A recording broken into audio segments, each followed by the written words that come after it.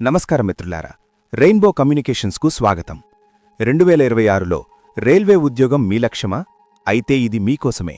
Railway recruitment board RRB నుండి దేశవ్యాప్తంగా 22,000 పైగా గ్రూప్ డి లెవెల్ 1 పోస్టుల భారీ నోటిఫికేషన్ విడుదలయింది. 10వ తరగతి లేదా ఐటీఐ అర్హతతో 18 నుండి 33 ఏళ్లలోపు ఉన్నవారు ఈ అద్భుత అవకాశాన్ని సద్వినియోగం చేసుకోవచ్చు.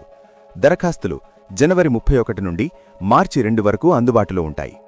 మీ ఉద్యోగ సాధనలో తోడుగా ప్రతిరోజు మనం కొన్ని ముఖ్యమైన కరెంట్ అఫైర్స్ ప్రశ్నలు మరియు వాటి వివరణలు చూద్దాం. ఈరోజు జనవరి 27, 2026 నాటి ముఖ్యాంశాలు ఇక్కడ ఉన్నాయి. Daily current affairs and general studies 27/1/2026. 1. 2026 భారత గణతంత్ర దినోత్సవ వేడుకలకు ముఖ్య అతిథిగా ఎవరు హాజరయ్యారు?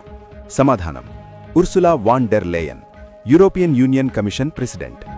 వివరణ: భారత విదేశాంగ విధానంలో భాగంగా ఈ ఏడాది యూరోపియన్ యూనియన్ నేతలను ముఖ్య అతిథులుగా ఆహ్వానించడం జరిగింది. 2. 2026 సంవత్సరానికి గాను బ్రిక్స్ కూటమి అధ్యక్ష బాధ్యతలను ఏ దేశం చేపట్టింది? భారతదేశం. వివరణ: బ్రెజిల్ నుండి బాధ్యతలు స్వీకరించిన భారత్ ఈ ఏడాది అంతర్జాతీయ బ్రిక్స్ సదస్సును మన దేశంలోనే నిర్వహించనుంది. 3. ఇటీవల యూరో కరెన్సీని అధికారికంగా అమలు చేసిన 21వ దేశం ఏది? బల్గేరియా. వివరణ: ఐరోపా ఖండంలోని బల్గేరియా దేశం 2026 జనవరి నుండి తన పాత కరెన్సీని వదిలి యూరోను అధికారికంగా వాడుకలోకి తెచ్చింది. 4. భారత్ రంగ మహోత్సవ్ బీఆర్ఎం ఏ రంగానికి సంబంధించిన అంతర్జాతీయ వేడుక?